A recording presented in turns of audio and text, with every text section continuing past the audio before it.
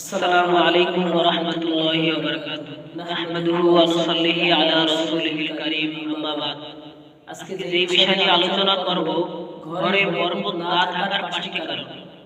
আমাদের অধিকাংশ বাড়িতে দেখা যায় বরকত থাকে না, একটা না একটা বিপদ লেগেই থাকে, একটা না একটা বালা মুসিবত লেগেই থাকে, টাকা কামাই করা থাকে না। কিন্তু কেন থাকে না? আজকে সেই বিষয় নিয়ে আলোচনা করব। ঘরের বরকত না থাকার পাঁচটি কারণ। অনেকে অনেক বিষয় নিয়ে আলোচনা করে, 7টি 3টি, আমি আজকে আলোচনা করব 5টি। ইনশাআল্লাহ আপনারা মনোযোগ সহকারে শুনবেন এবং এই অনুযায়ী আমল করবেন, তাহলে ইনশাআল্লাহ ঘরে বরকত আসবে। 1 নম্বর কারণ হলো ঘরে বরকত না থাকার কারণ হলো মিথ্যা কথা বলা। যেই ঘরের পরিবারে মিথ্যা কথা হয়, বাবা মেয়ে ছেলে সন্তান সবাই মিথ্যা কথা বলে ঘরের পরিবারে, তাহলে ওই ঘরে কোনোদিন বরকত আসবে না।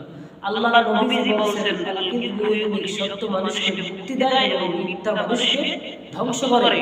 তাই আমাদেরকে সত্য কথা বলতে হবে।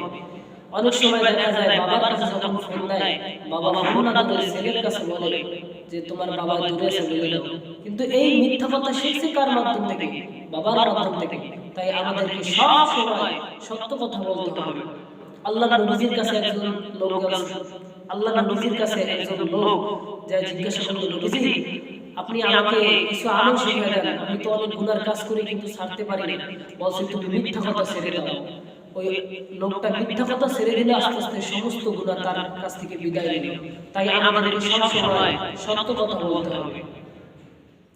2 নম্বরে ঘরে বরকত না থাকার কারণ হলো দেরিতে ঘুম থেকে ওঠা। আমাদের শহর অঞ্চলে দেখা যায় দেরিতে ঘুম থেকে ওঠে অনেক, কিন্তু এই শহরের তাসির কিন্তু গ্রাম অঞ্চলে এখন অনেক জায়গায় দেখা যায়।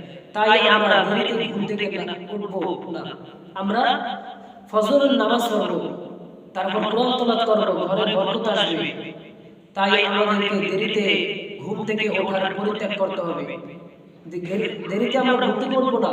যদি আমরা যত তাড়াতাড়ি উঠতে পারি, আল্লাহ নবীজি তাড়াতাড়ি ঘুমিয়ে গেছেন, তাড়াতাড়ি উঠছেন, তাই আমরা দেরিতে ঘুম থেকে উঠবো না। যদি দেরিতে ঘুম থেকে উঠি তাহলে আমাদের ঘরে বরকত থাকবে না। 3 নম্বর কারণ হলো মেহমান দেখলে নারাজ হওয়া। আমরা অনেকে দেখি আমাদের বাড়িতে যখন মেহমান আসে আমাদের কপালটা, আমাদের চেহারাটা মলিন হয়ে যায়। কেন মলিন হয়ে যায়? কারণ মেহমান দেখছে। আবার অনেক সময় যারা গার্জিয়ান থাকে ঘরে, তারা বলতে পারে না যে তুমি চলে যাও। যদি ছোট বাচ্চারা থাকে তাদের কাছে শিখায় দেয়। অনেক ঘরের কথা বলতেছি যে তোর কাকা এসে কবে যাবে জিজ্ঞাসা করে। তাই আমরা মেহমান দেখলে খুশি হব, কারণ মেহমান আসে বরকত নিয়ে। তাই আপনি কেন বেজার হচ্ছেন? বেজার হবেন না, আপনি খুশি হবেন মেহমান দেখলে এবং মেহমানদেরকে আপ্যায়ন করবেন। ঘরে বরকত না থাকার 3 নম্বর কারণ। 4 নম্বর কারণ হলো ঘরে বরকত না থাকার নেয়ামতের সাথে গাদ্দারি আদায় করা। এখন নেয়ামত বলতে কি বোঝায়? আমরা নেয়ামত বলতে বুঝি কি? গাছ পাতা তরুলতা যা কিছু আছে সব নেয়ামত, এগুলো নেয়ামত। কিন্তু আল্লাহ নেয়ামতের সাথে বেয়াদবি করা। বেয়াদবি করা কি? আমার ঘরের খাবার যতটুকু যেই পরিমাণ খাবার খেতে পারবো, ওর অতিরিক্ত পরিমাণ যদি আমি নেই তাহলে এটা অপচয় হয়, ওটা ফালায় দেয়। তাহলে এই অপচয় করা কি? ইসলামে নিষেধ। তুমি খাও পান করো কিন্তু অপচয় করো না। তাই আমরা অপচয় করব না।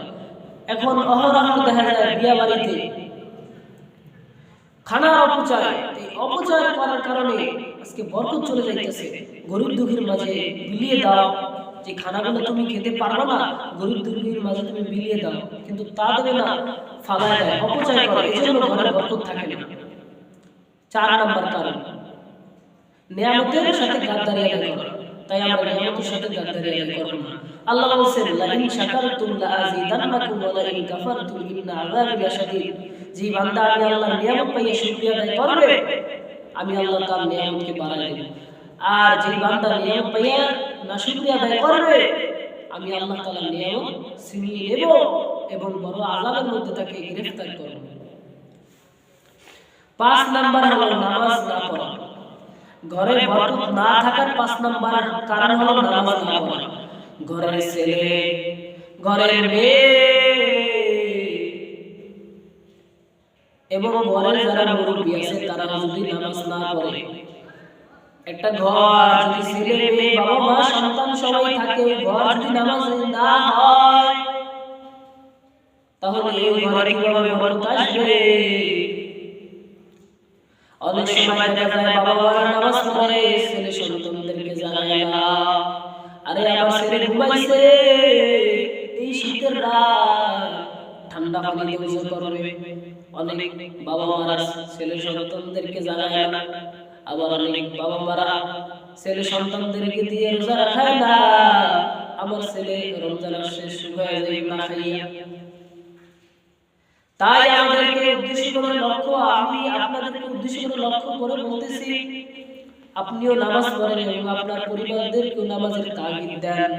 ছেলে সন্তান যদি নামাজ না পড়ে তাদের খানা বন্ধ করে দেন, তাদেরকে প্রহার করেন। ইসলামে জায়েজ আছে।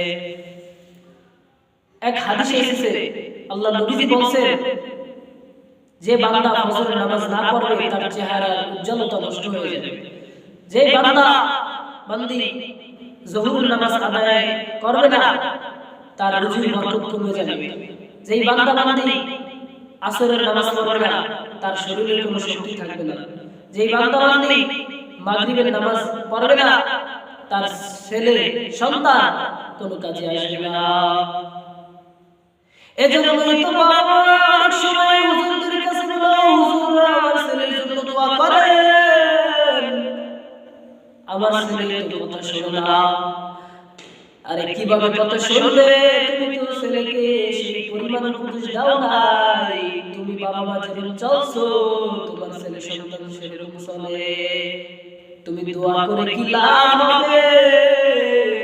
আগে তুমি বাবা নামাজি হও, তোমার ছেলে সন্তান নামাজি হবে। ছোটকাল থেকে ছেলে সন্তানদেরকে অভ্যস্ত করবে।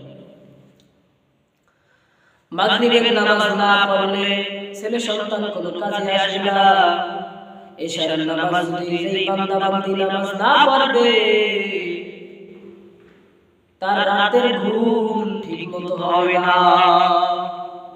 আমার কথা, আল্লাহ নবীর কথা, যেই নবী কত সুন্দর, লাকাদ কানা লাকুম ফি রাসূলিল্লাহি উসওয়াতুন হাসানাহ, যেই নবীর চরিত্র এত সুন্দর, যেই নবীকে দেখলে পেটের খানা নিবারণ হয়ে যায়। সুবহানাল্লাহ। যেই নবীকে দেখলে তাকিয়ে থাকতে মন চায়। যেই নবী রাস্তা দিয়ে চললে মেঘের খণ্ড ছায়া দান করত। যেই নবী রাস্তা দিয়ে চলার কারণে গাছ লইয়া নিয়ে নবীকে সালাম জানাই। সুবহানাল্লাহ। তাই আমি আজকে যে বিষয় নিয়ে আলোচনা করলাম, ঘরে বরকত না থাকার 5টি কারণ, এই 5টি কারণ আমি আপনাদের সামনে উল্লেখ করছি এবং আমি আপনাদেরকে জানাইছি এই 5টি কারণ। ইনশাআল্লাহ এই কথাগুলো আপনারা মেনে চলবেন এবং এই অনুযায়ী আপনারা আমল করবেন, তাহলে আল্লাহ তাআলা আপনাদের ঘরের মধ্যে, ঘরের ভিতরে, বাড়ির ভিতরে আল্লাহ তাআলা রহমত বরকত নাযিল করবেন।